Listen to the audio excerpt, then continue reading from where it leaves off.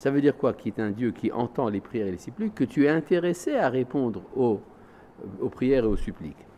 Parce que la question qu'on avait déjà vue plusieurs fois, la question philosophique sur la prière, pourquoi est-ce que Dieu aurait besoin de ma prière pour m'exaucer? Il sait très bien ce qu'il me manque. Oui, mais il veut que ça passe par ma prière. Umilefanecha malkenu rekam al teshivenu, et de devant ta face, notre roi, ne nous renvoie pas vide. Oui, quoi? Vous avez dit Quoi? Qu'est-ce que j'ai dit? Que quoi? En gros, on va demander dans cette prière de pouvoir toujours avoir Continuer à prier, oui, effectivement. un manque pour pouvoir se rapprocher d'Hachem. Oui. Ça veut dire que si on n'a plus de manque, on ne peut pas se rapprocher d'Hachem. C'est-à-dire qu'on est toujours éloigné, mais on n'en est pas toujours conscient. Et donc ça veut dire C'est-à-dire quand quelqu'un dit « je ne manque de rien », d'une certaine manière, c'est une forme d'hérésie. L'hérésie? Oui. Ok. Maintenant, on rajoute également dans ces prières tout ce que on veut rentrer en détail. Par exemple, que je réussisse demain matin mon examen du permis de conduire. D'accord? On a le droit de faire ça? C'est pas inclus dans les prières d'avant, donc c'est inclus ici. D'accord? Maintenant, petite remarque grammaticale. Umilefanecha malkenu, de devant ta face, notre roi. Rekam, ça veut dire vide.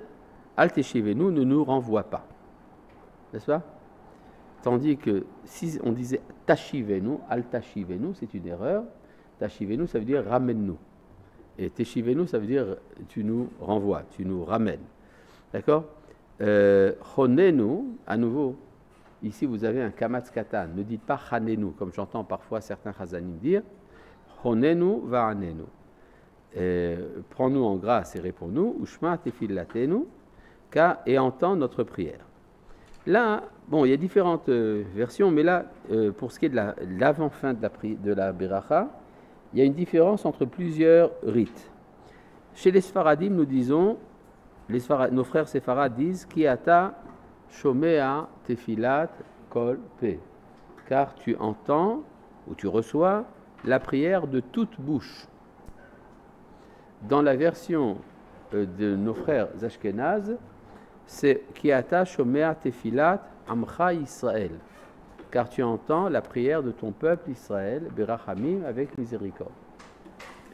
Chez les chassidim, on a mélangé les deux, parce que les imprimeurs des Sidourim ont vu qu'il y avait deux versions. Ils en ont mis une entre parenthèses et l'autre sans parenthèses. Et sont venus des imprimeurs plus tardifs, ils ont supprimé les parenthèses, ce qui a donné une nouvelle version. Ki ata shomea tefilat kolpe amcha Israël berachamim. Version nouvelle qui n'a jamais existé auparavant. Oui?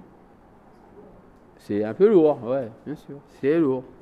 Bon, alors, on pourrait penser que la version ashkénaze est particulariste et raciste. Elle demande que Dieu exauce les prières d'Israël, tandis que la version séfarade serait humaniste et libérale, puisqu'elle dit Tefilat Kolpé, la prière de toute bouche. En fait, ça n'a rien à voir. Très simplement parce que c'est quoi Israël? C'est la bouche du monde. C'est à travers les prières d'Israël, il y a une possibilité de dialogue entre la créature et le Créateur. Donc, en fait, nos frères ashkénazes et nos frères séfarades disent la même chose. Oui.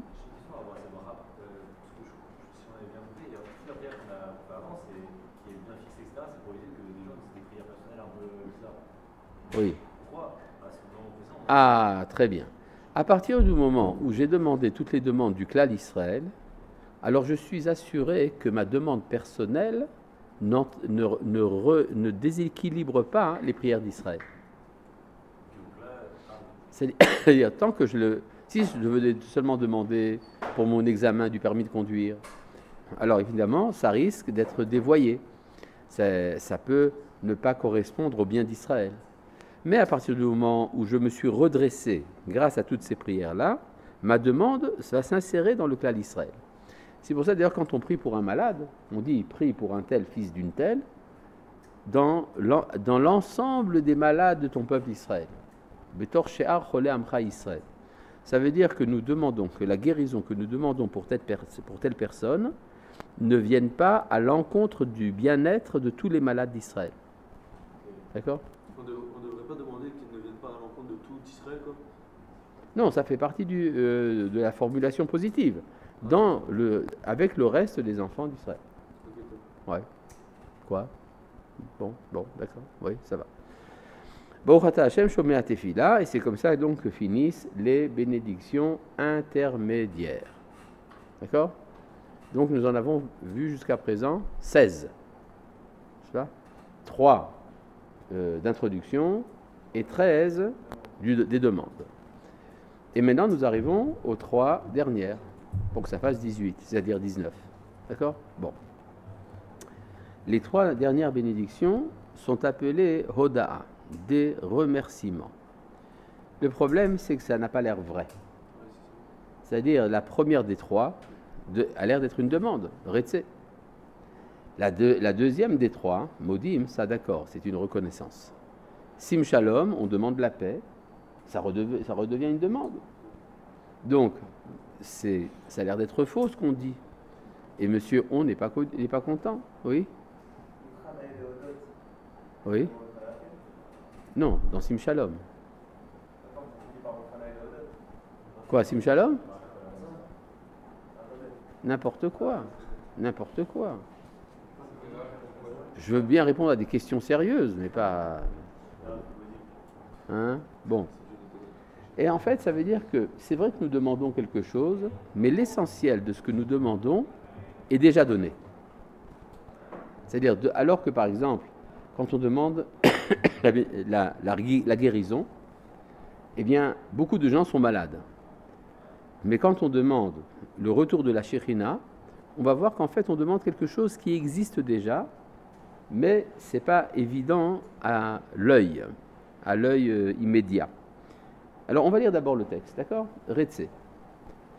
Retse Hashem Eloheinu Ma'amcha Israël, Velitfilatam She. Je lis ici dans la version séfarade. La version ashkénaze est à peu près identique. Ce n'est pas exactement la même, mais c'est à peu près identique. C'est-à-dire, sois agréé par ton peuple Israël et sois attentif à leurs prières. Ve'ashev ha'avoda lidvir betecha. Ramène le service dans ton saint sanctuaire. Dans le sanctuaire de ta demeure, précisément. Quoi? J'ai rien compris. Qu'est-ce qu'on a dit une première fois? Oui, on a demandé la reconstruction du temple, c'est vrai. Mais là, on demande autre chose. Le retour du culte. C'est pas la même chose. On peut construire le Beth Amikdash, et après, il faut amener les sacrifices. Ce sont deux choses différentes. Il y a une mitzvah de construire le Beth Amikdash, il y a une mitzvah de faire des sacrifices. C'est pas la même mitzvah. Oui, c'est veuille. Non, on avait vu qu'en hébreu ancien, le mot ratson, le verbe ratsa, ne signifie pas vouloir. Mais ça veut dire que ça te soit agréable. D'accord? C'est par exemple quand on veut se réconcilier avec quelqu'un, on appelle ça ritsouille, en hébreu moderne aussi. D'accord? C'est la raison pour laquelle Rashi, dans son commentaire de la Torah, dit Kol leshon ratson sheba mikra, à chaque fois qu'il est dit le mot ratson dans la Bible, apishmint belaaz. N'est-ce pas? Oui, c'est la forme dont sert Rashi pour dire apaisement. Apaisement. En anglais, ça sort mieux. Appeasement. D'accord? D'accord? Apishmint belaz. Où est-ce qu'on en était? Oui, donc VHF Avoda ramène le culte. Par exemple, il y avait, à l'époque du mandat britannique, il y a eu un débat à propos de la possibilité de reconstruire le Beth Amikdash. Étant donné que, enfin, il y a un mandat britannique qui est là pour fonder un foyer national juif, alors on s'est dit, tiens, c'est le moment peut-être de reconstruire le Beth Amikdash. Il y a un petit problème avec une coupole qui prend la place, mais disons, il en a été question. Et il y avait un rabbin en Amérique, c'était le Rav Chaim Hirschensohn, qui était pour qu'on reconstruise le Beth Amikdash, mais qu'on ne fasse pas de sacrifice. Il dit pourquoi? Parce qu'il faut une demeure pour la Shekhinah, mais les sacrifices ne correspondent pas à l'état d'évolution de la civilisation universelle. Ça ne passera pas. abattre des vaches en tant que culte de Dieu, ça passe pas. Donc il dit, hein? Non, il ne faut pas sacrifier. Quoi? Non, il mange un mouton. D'accord. Oui, bah toi aussi tu manges, je crois, de la viande. Ça, hein? Ça dépend si tu es shochet. Oui, mais si tu apprends la shrita, tu sauras le faire. Bon, revenons à notre histoire. Il disait, donc, il faut reconstruire le Beth Amikdash sans faire de sacrifice. Le Rav Kook lui a répondu, je pense que ce n'est pas le moment de construire le Beth Amikdash, mais le jour où on le construira, il y aura des sacrifices. Donc on voit qu'en fait dans ce débat, il y a des tas de raisons pour ça, pourquoi chacun dit ce qu'il a dit, etc. D'accord, il y a des sources, c'est un débat halachique, c'est pas simplement. Mais ça veut dire que on peut très bien dissocier les deux dimensions, Beth Amikdash et les korbanot. Donc on demande ici le retour du service. Ve'ashev ha'avoda lidvir betecha. Ramène ton service, c'est-à-dire ton culte, dans le sanctuaire de ta demeure. Alors ça veut dire quoi, ramener le culte? Le ramener, ça veut dire qu'il se fait ce culte, mais ailleurs. D'accord? C'est-à-dire que les sacrifices n'ont pas cessé, mais ils ne se font pas dans le Beth Amikdash. Où est-ce qu'ils se font alors? Dans la prière, ce n'est pas des sacrifices. Dans la synagogue, je n'ai jamais vu qu'on égorge une vache. Hein? La vache. Oui. C'est la vache qui remplace l'homme. À la vache, à l'homme. Quand quelqu'un est décédé, on dit à la vache, à l'homme. Mais pourtant, donc, nulle part sur terre, on ne voit qu'on fait des sacrifices à Dieu. Et pourtant, la prière dit, ramène ce culte dans le temple. Ça veut dire qu'il se fait, mais ailleurs. Où ça alors? Dans le ciel. Effectivement, il y a des midrashim qui disent que depuis que le Beth Amikdash a été détruit, le service de l'autel n'a pas cessé. Il y a un autel spirituel dans le monde d'en haut. Il y a un Beth Amikdash d'en haut. Et il y a là-bas un Kohen Gadol. Le Kohen Gadol, c'est, d'après certaines versions, c'est Gabriel. Et d'après d'autres versions, c'est Michaël. Michaël Hassar Agadol, c'est-à-dire l'ange d'Israël.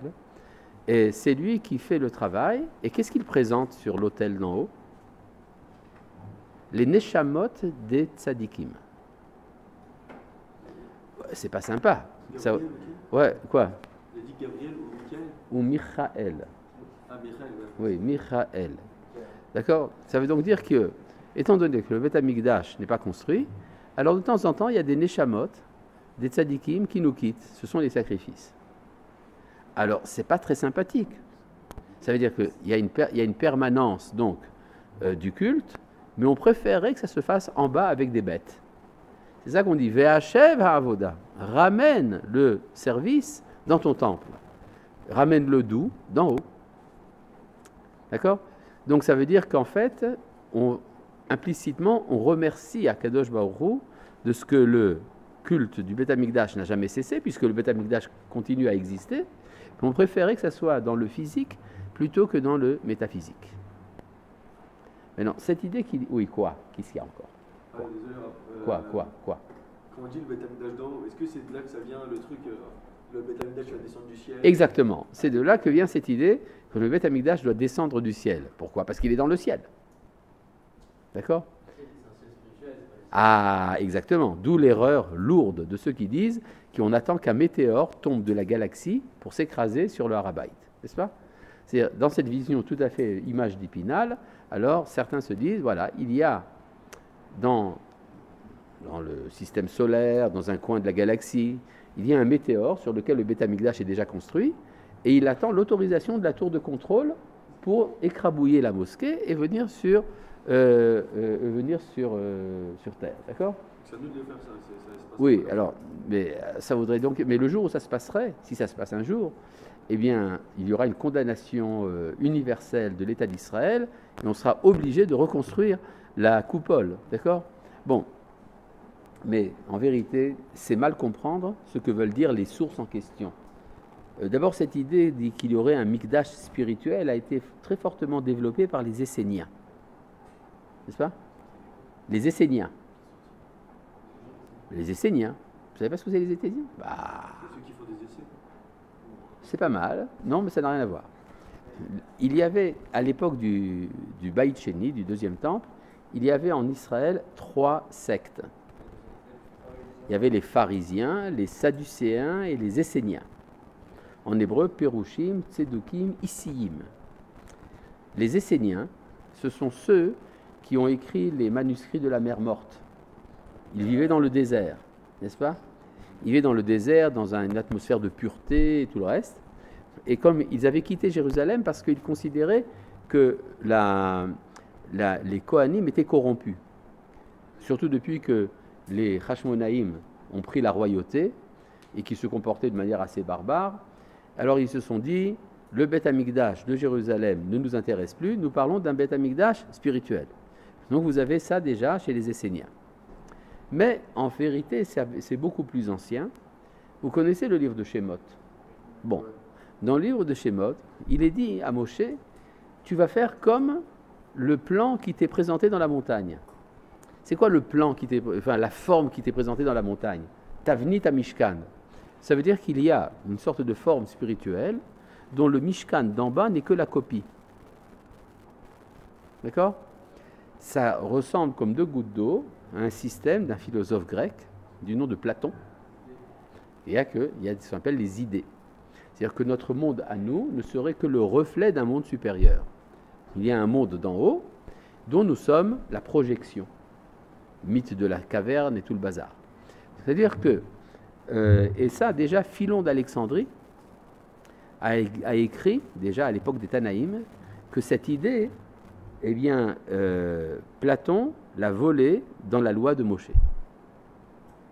C'est-à-dire qu'il y aurait une sorte de réalité terrestre qui se manifeste de 2 manières, soit à travers la forme de l'homme, le corps de l'homme, la tête, les bras et tout le reste, et ça se manifeste également dans le Beth Amikdash. Et ça veut donc dire quoi? Que le Beth Amikdash doit tomber du ciel. Ça veut dire que les idées doivent se révéler. C'est-à-dire qu'un beau jour, grâce au roi HaKodesh, les chefs de notre peuple se promèneront sur le Harabaït et diront, oh là là, je vois par la prophétie que c'est ici qu'il faut mettre le Misbéach. Là, il faut mettre une porte, là, une fenêtre, là, des degrés, etc. D'accord? C'est-à-dire que le plan du Beth Amikdash est une projection du monde d'en haut. Donc c'est ça le Beth Amikdash qui tombe du ciel. Et par rapport à ce qu'il avait demandé une fois, ça veut dire qu'il y aura de la technologie, etc. Parce que dans le ciel maintenant. De la technologie en haut? Quand j'ai dit est-ce qu'il y aura un écran à l'accueil, il y aura marqué des arrêts. Sans aucun doute. Sans aucun doute. D'accord, voilà, bon. Donc c'est ça qu'on demande. Ve'achev avoda, ramène le service, l'izvir betecha, dans ton sanctuaire. Ve'ishe Israël utfilatam. Que veut dire le mot ishe? Sacrifice.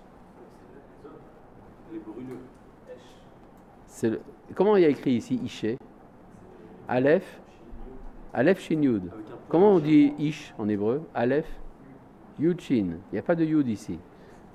Non, c'est le pluriel de Esh ou de Ishe. Esh, ça veut dire le feu. Ou bien Ishe veut dire un sacrifice présenté dans le feu. Donc, Ve'ishe Israël, les sacrifices d'Israël. D'accord? Hein? Ben oui, mais il n'est jamais trop tard pour bien faire. Bon.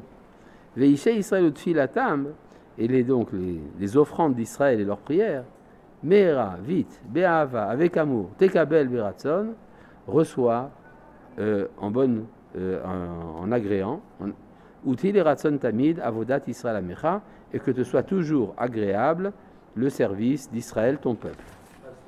Quoi? Tekabel Beratson reçoit en agréant. Oui, oui. Et quand on dit agréé, dans le sens. Ça veut dire que c'est désirable. Ouais. Oui, c'est ça, agréablement. Maintenant, est-ce que c'est indispensable que le masgan nous brûle? Je ne crois pas que ce soit nécessaire. D'accord? Bon, je pense.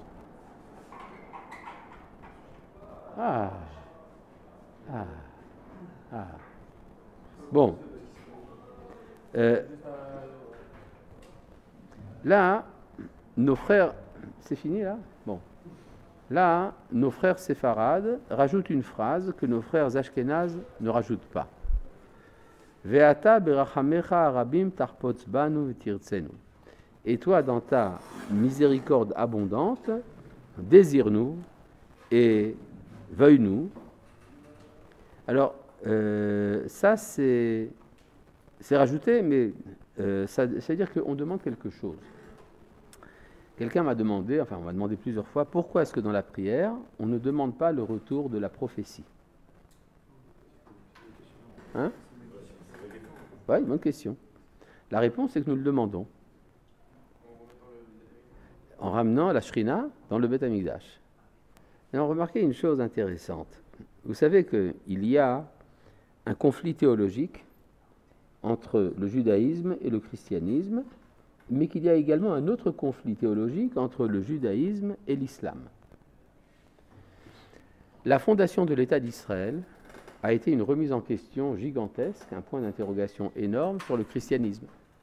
Étant donné que selon la théologie chrétienne, Israël, étant donné qu'il n'a pas reconnu le christianisme, doit être humilié pour l'éternité.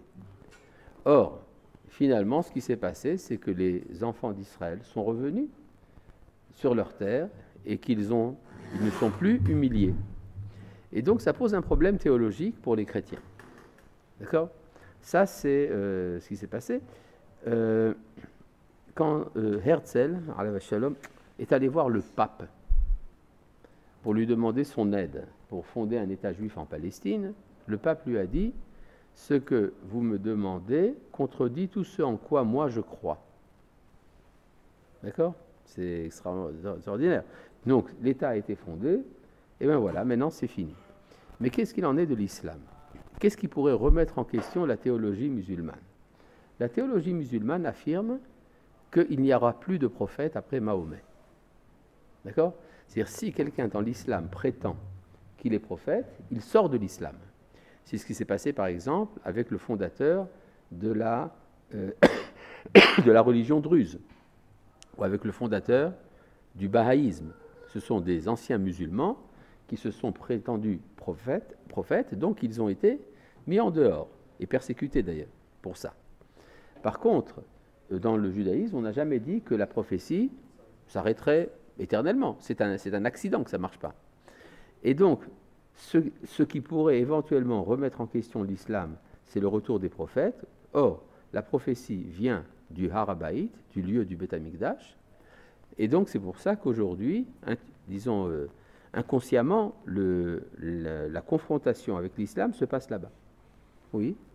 Sans Beth Amikdash, il n'y a pas de possibilité de revenir des prophètes? Si, même sans le Beth Amikdash, les prophètes peuvent revenir. Mais la centrale énergétique, c'est là-bas. Voilà. Alors, Oui. Qu'est-ce qu'on attend pour reconstruire? Qu'est-ce qu'on attend pour reconstruire le Beth Amikdash? Eh bien, que le peuple d'Israël le veuille bien. Ça veut dire qu'il faudrait qu'il y ait une décision du gouvernement israélien et un projet de loi à la Knesset pour la construction du Beth Amikdash avec les taktivim, les budgets nécessaires, etc. Ça coûte très cher ou pas? Ça dépend. Je pense qu'il y aurait beaucoup de juifs qui seraient très contents d'avoir leur plaque. D'accord? Ouais.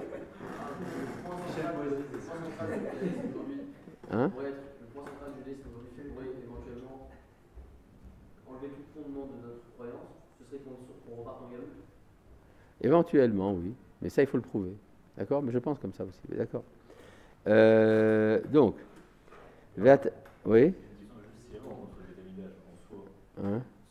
sur le papier, ça nous sert à quoi? Ça sert à quoi? De quoi? En soi, pour nous, aujourd'hui, ça nous servira à quoi? Pourquoi ça nous dira que Hachem est... Disons, Rabbi Yehuda Halevi, dans le Kuzari, dit que sans le Beth Amikdash, nous sommes un corps sans cœur. Okay. Et donc, un corps sans cœur, il est en léthargie, si ce n'est pire. D'accord? Oui.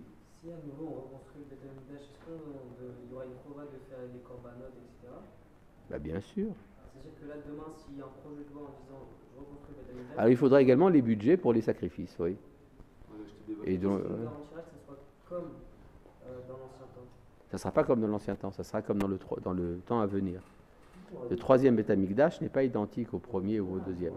Avec la Shekhinah, Bien sûr, Shrina. Quoi, qu'est-ce qu'il y a? On a le droit de reconstruire comme ça le Beth Non, on n'a Amikdash. pas le droit. Ah, ok. Et est-ce qu'il y aura la flamme qui descend du Comme ciel? vous avez dit oui avant. Oui, bien sûr. Oui. Oui. Il y aura la fumée qui descend du ciel? Ça vous intéresse, hein? Ça Ah, m'intéresse, ouais, ça. bon. Parce que là, je pense à un projet de loi, là, je vais l'écrire bientôt. Tu vois, il y a des architectes qui font ça, il y a des tas de gens qui se préoccupent, par exemple, d'amener la vache rousse. Ben oui, pour qu'on puisse faire les choses en pureté, il faut pour cela la vache rousse. Comment? Il y en a. Il y en a? Il y en a dans un lieu secret. Maintenant, on fait un élevage de vaches rousses. Et je suis invité dans 2 semaines à aller voir ça. Waouh.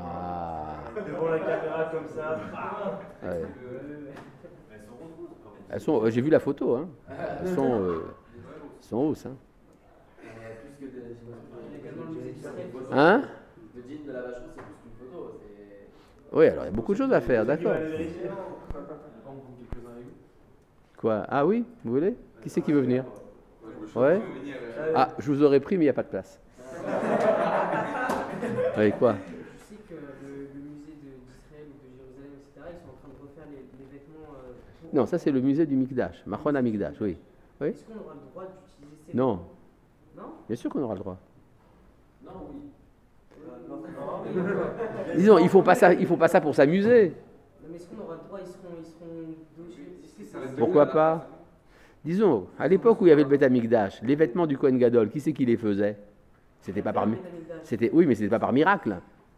Il y avait des gens qui faisaient la couture, non? Oui, mais demande si c'est légitime de les faire alors qu'on n'a pas de Daniel, justement. Oui, c'est légitime. Voilà. Bon. Donc je reviens ici au texte de la Beracha. Quoi? Oui. Comment on fait pour les lire dans le Kohen Gadol? Pour élire le Kohen Gadol. Oh là là, c'est là le vrai problème. Ouais, c'est ça le vrai problème. Hein? J'ai rien compris. Non, en principe, il faut pour ça le roi. Ben, un roi. Ouais. Il faut quoi? Non, pas forcément. Bon, il y aurait beaucoup de choses à étudier. Tout ça, vous vous rendez compte, ce sont des sujets qui sont restés très théoriques pendant 2000 ans et qui maintenant redeviennent actuels. Nous vivons une époque absolument extraordinaire. Hein? Qu'est-ce qu'il y a? C'est un truc de dingue, genre nos grands-parents, etc., ils disaient ouais, Mashiach il arrive, Ouais. et ils ont rien vu quoi. Parce que Ils n'ont rien vu, ils nous ont dit que nous on a vu. C'est-à-dire que nos ancêtres ont vécu dans un tunnel noir dont ils ne voyaient même pas le bout. Et nous sommes déjà arrivés au bout du tunnel. Voilà, bon, voilà. Hachem. Ah, je chez moi. Donc, vous comprenez pourquoi vous faites maintenant le Hallel Ayom HaAtzmaut, hein? Bon, voilà. D'ailleurs, je vous invite, tous les Yom HaAtzmaut, le soir au Kotel, j'organise une prière. La dernière fois, il y avait 4000 personnes. Voilà. Donc, vous êtes invités à venir à la prière de Yom HaAtzmaut. On dit le Hallel. Je vous dis tout de suite, avec la bracha évidemment et Shechianu. Le grand rabbin d'Israël vient en général. Maintenant, je vais vous dire quelque chose. Au Machon Mir, ils ne disent pas le Hallel le soir. Donc, donc défilez-vous, d'accord? Défilez-vous et vous arrivez au Kotel pour la prière avec nous. Hein? Et alors? J'ai rien à cacher. Bon. Ouais. Bon, on amènera une vache rousse. Bon. Alors maintenant, je continue ici le texte de la bénédiction. Vetechezena, là c'est aussi bien chez les Sfaradim que les Ashkenazim. Vetechezena enenu beshuvcha letzion berachamim. Et que nos yeux voient lorsque tu reviendras à Sion en miséricorde. C'est-à-dire, ça c'est le retour de la Shekhinah, donc de la prière, de la prophétie. Maintenant, cette formulation est très bizarre. Vetechezena enenu que nos yeux voient. Cela voudrait-il dire qu'il y a un risque d'être aveugle lors du retour de la Shekhinah pour qu'on demande que nos yeux voient? Alors ça peut vouloir dire qu'on soit là pour le voir, d'accord. Mais ça peut vouloir dire autre chose. Ça veut dire que parfois la Shekhinah revient et que pas tout le monde le voit. Et donc nous prions pour être parmi ceux qui voient que tu reviens. Pourtant, le fait qu'il dévore les corbanotes, comment on peut pas avoir ça? Comment, par exemple, le fait que la Shekhinah soit revenue parmi le peuple d'Israël avec l'État d'Israël et qu'il y en a qui ne le voient pas? Oui, mais attention, il y a beaucoup de discours, par exemple, qu'on entend chez des hommes qui ont un chapeau très large et une barbe très longue, qui disent nous vivons dans une époque où la face de Dieu se cache. Esther Panim. C'est terrible de dire des choses pareilles. C'est-à-dire, alors que le bon Dieu est revenu, alors on dit non, quand est-ce qu'il va revenir? Maintenant, je voudrais expliquer un peu ça. Il y a, parmi les nations, une accusation très grave contre le peuple d'Israël, qui a duré pendant 18 siècles, comme quoi les Juifs auraient tué Dieu. Le déicide, n'est-ce pas? Oui. Oui. Et depuis que l'État d'Israël a été fondé, alors il y a eu des conciles au Vatican pour dire que ce n'est pas vraiment vrai. Alors c'est très embêtant parce qu'on ne peut pas contredire le dogme. Mais d'un autre côté, ils ont trouvé des moyens de dire que ce n'est pas les Juifs qui en sont responsables. Qu'est-ce qui a amené, après 1900 ans, les accusateurs à changer d'opinion? La peur. Non, le retour de la Shekhinah.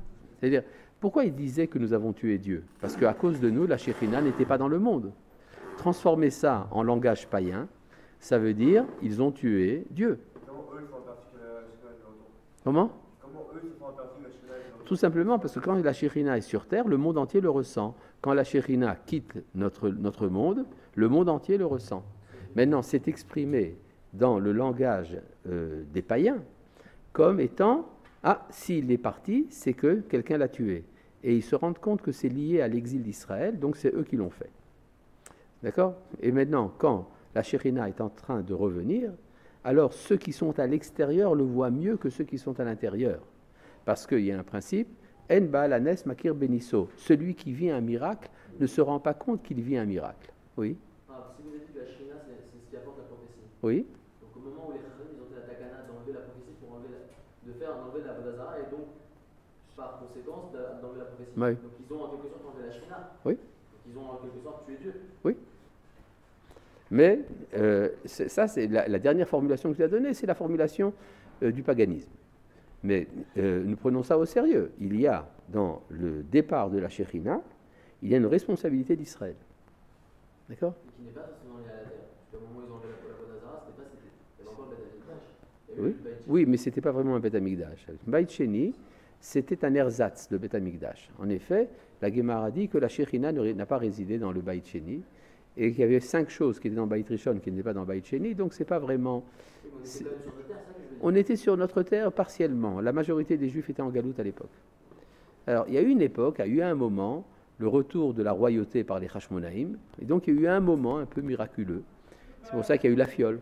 D'accord? Et depuis, les Goyim se moquent de nous, ils se fichent de notre fiole. D'accord? Le dernier miracle qu'on a eu, c'était. Ouais. Voilà, la fiole. Ah non. Quoi? Ah, Miracle contre la nature. Quoi? la guerre des 6 jours, c'est contre la nature quand même. Non, la guerre des 6 jours n'est pas contre la nature. Il n'y a pas eu de loi de la nature qui a été violée à ce moment-là. C'était miraculeux, c'est vrai, mais sans transformation de la nature. Bon, maintenant je reviens. Oui. Peut-être qu'Israël survit pendant 2000 ans au galop, Ça veut dire que la Shekhinah est avec eux. Parce qu'on dit Shekhinah imam begalutam. La Shekhinah est avec eux pendant leur exil. Ça veut dire qu'elle était là pour protéger Israël. Mais elle était là que pour protéger Israël, elle était absente du monde. Ce qui fait que quand les Juifs entendent les Goïms dire « Mais vous avez tué Dieu », mais on leur dit « Mais on ne comprend pas ce que vous dites. Chez nous, on le voit tous les jours. » D'accord? Bon.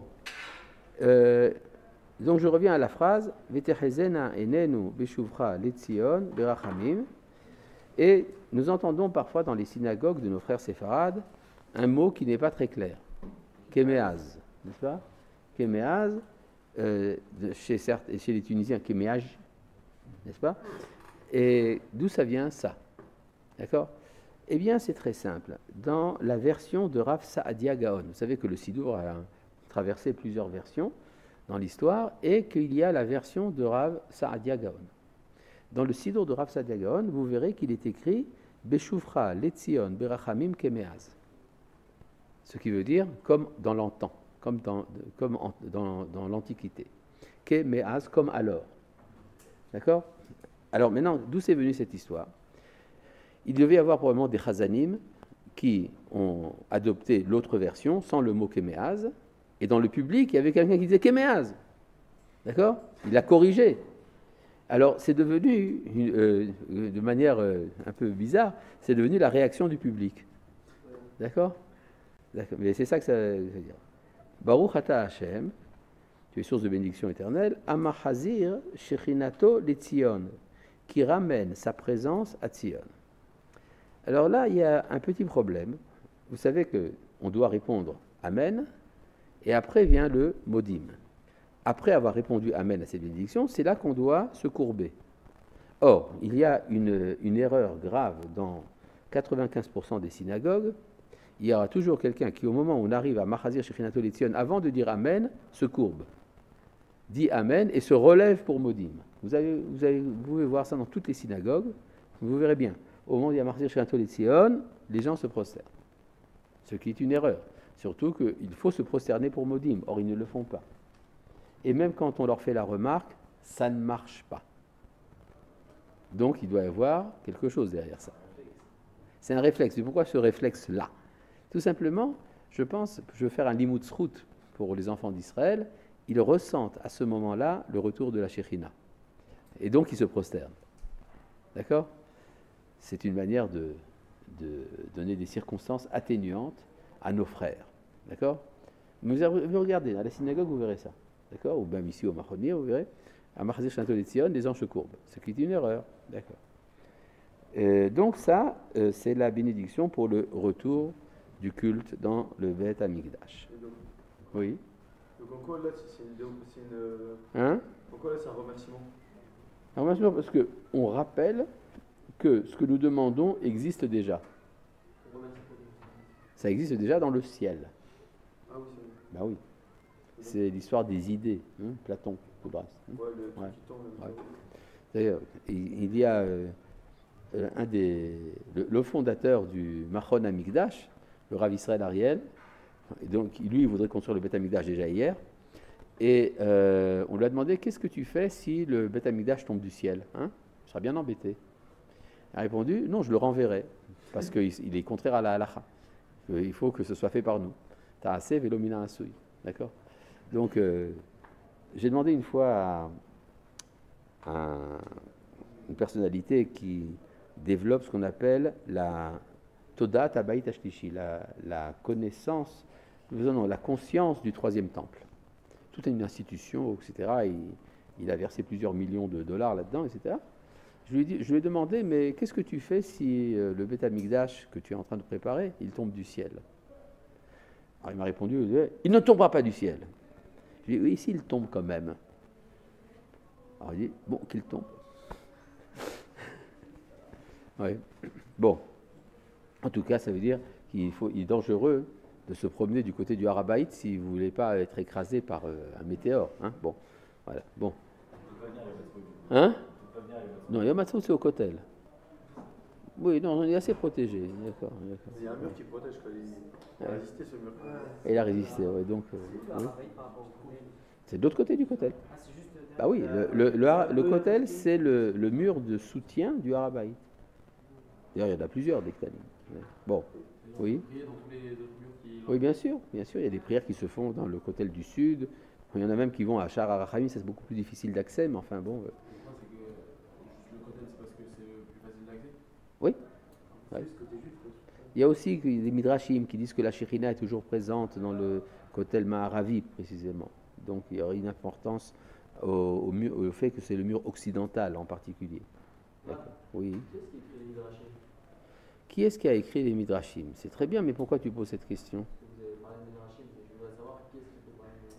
Oui, mais on peut discuter des heures. Les Midrashim ont été écrits pendant une très longue période, pendant une période d'à peu près 1000 ans. D'accord?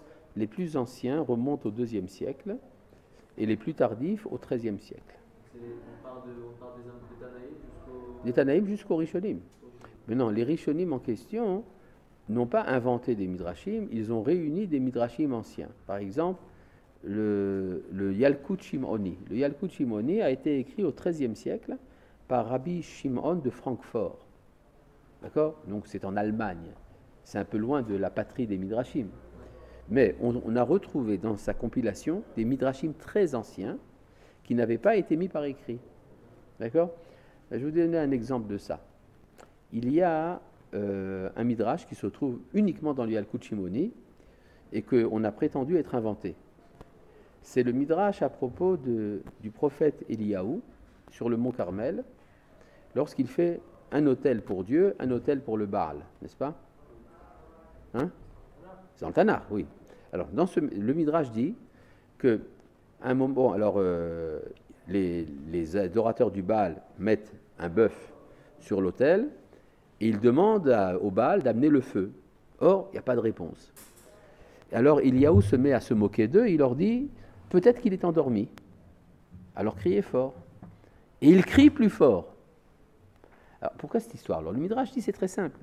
Ils avaient mis quelqu'un sous l'autel pour allumer le feu. Et quand Eliyahu leur a dit, peut-être qu'il s'est endormi, et s'est dit, c'est vrai, peut-être qu'il dort.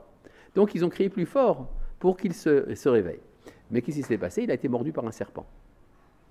C'est pour ça qu'il était mort. Bon, oui. Terrible, hein? Bon. Maintenant, on a toujours prétendu que ce midrash était tardif. Jusqu'à ce qu'on ait trouvé, dans des fouilles archéologiques en Syrie du Nord, une synagogue dans la ville de Doura Europos, qui est recouverte de fresques. Maintenant, cette synagogue a été enterrée sous la poussière d'un seul coup à cause d'un tremblement de terre au IIIe siècle. Donc, entre le IIIe siècle et le XIIIe siècle, on ne savait rien de cette synagogue. Une fois que ça a été déterré, on a découvert un des murs est décoré avec, sur le mont Carmel, 2 autels, et Eliyahu Hanavi, et l'autel, le deuxième autel, il y a quelqu'un qui se met sous l'autel et qui est mordu par un serpent. D'accord? Donc, c'est la preuve que ce midrash existait, mais il n'avait pas été mis par écrit. D'accord? Il y a beaucoup de midrashim comme ça, dont on retrouve des sources tardivement, mais qui sont en fait très anciens. Ça, c'était pour donc le midrash. Donc en fait, un midrash, c'est la moitié d'un drash. Ah ouais, j'aime bien. Oui? Un midrash, c'est des rajouts à la Torah, quoi. Il y a pas C'est de la marqué. tradition orale. C'est pour des métaphores, ok. C'est de la tradition orale. Tradition. Comme la Mishnah. La Mishnah aussi, c'est une tradition orale, c'est pas dans la Torah. Oui, mais la Mishnah, ça vient apporter des lois, etc. Alors que là, Il y a c'est des lois, et, d'accord, il y a parfois des histoires, de la morale, des idées, etc. Oui, c'est normal, d'accord? Bon, ça c'est donc pour Amachazir, Shekinato, les Tzion et les Midrashim. Maintenant, nous passons à la bénédiction qui est en soi la reconnaissance. La bénédiction de Modim. Alors, le mot Modim est ambigu.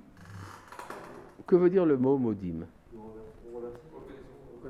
Oui, mais là aussi, en français, vous avez un problème. C'est que le mot reconnaître en hébreu, en français, a également 2 significations. La reconnaissance de quelque chose, c'est à la fois dire merci, ou bien admettre. Je reconnais que c'est vrai. D'accord?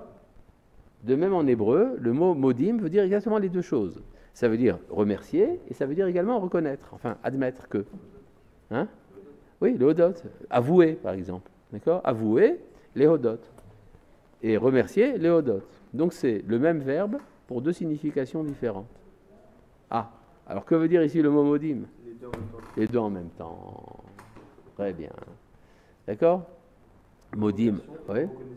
Oui. Nous admettons et nous remercions. Ça veut dire nous reconnaissons. Donc si vous voulez traduire sans rentrer dans des problèmes, vous écrivez nous reconnaissons. Mais ça veut dire les 2 à la fois. D'accord? Modim anachnu lach. Nous reconnaissons devant toi. Maintenant, j'aimerais comprendre cette histoire de la reconnaissance. La reconnaissance, c'est pas n'importe quoi. C'est tout d'abord la seule chose que Dieu ne peut pas faire à ma place. Si par exemple j'ai faim, alors il y a 2 manières de ne pas avoir faim, soit de manger, soit que Dieu me fasse rassasier. N'est-ce pas? Si je suis malade, alors j'ai 2 manières de guérir. Soit je prends des remèdes, je vais chez le médecin, soit Dieu me rend la santé. Hein? C'est pas toujours la même chose. Je peux par exemple être guéri miraculeusement. Mais je n'ai pas besoin du médecin. Je dis à Kadosh Baruch Hu, écoute, voilà, j'ai un problème de santé, fais quelque chose. Pas de problème, tac, tout de suite, je suis guéri. D'accord? D'accord, ça c'est possible. Maintenant, est-ce que... Quoi? Pourquoi il y a marqué l'art et pas l'Echa? Oui, mais ça interrompt ma phrase. C'est un problème. Je ne peux pas continuer comme ça.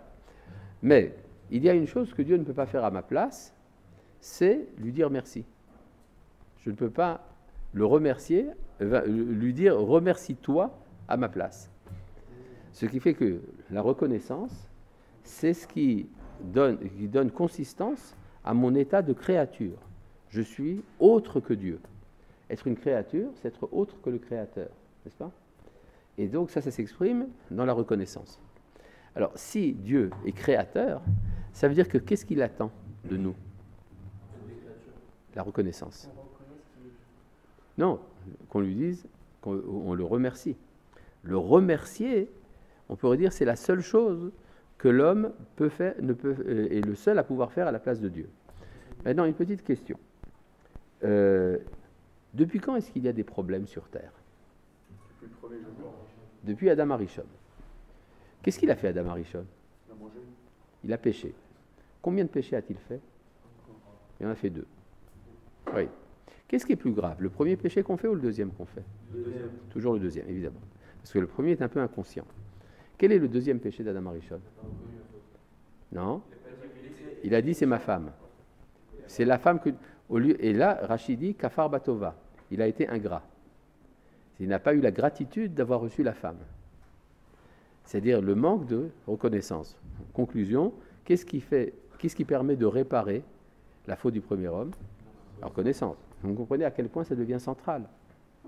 Maintenant, quand vous dites je suis reconnaissant à Dieu de ce qu'il a fait, si il vous ouvre la mer Rouge, ou bien que le feu tombe du ciel, il n'y a rien de particulier, c'est normal.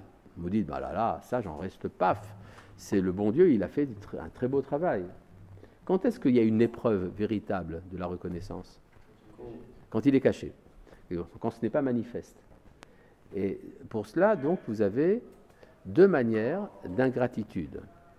L'ingratitude chilonite et l'ingratitude religieuse.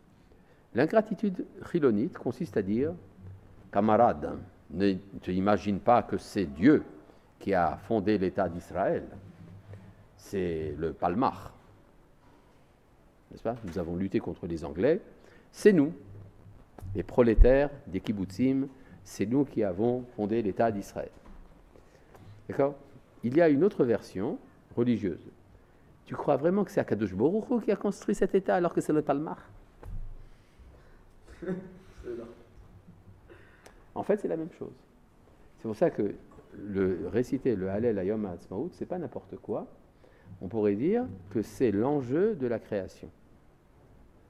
Donc, si vous faites le Hallel à Yom HaAtzmaut, c'est que vous êtes reconnaissant de la présence de Dieu à travers l'histoire, et donc vous réparez la faute du premier homme.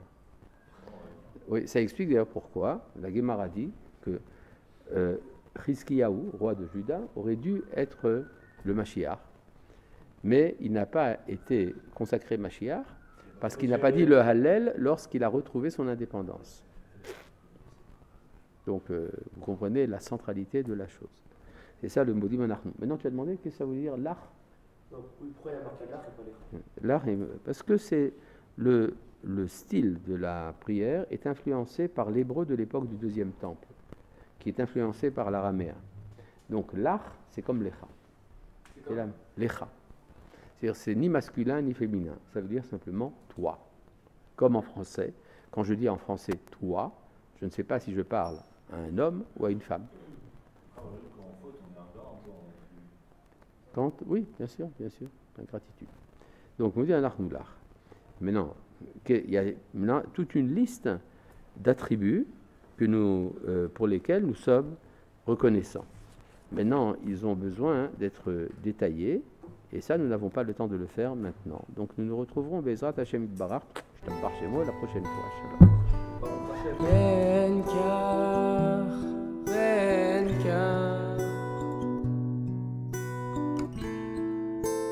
חיים בנים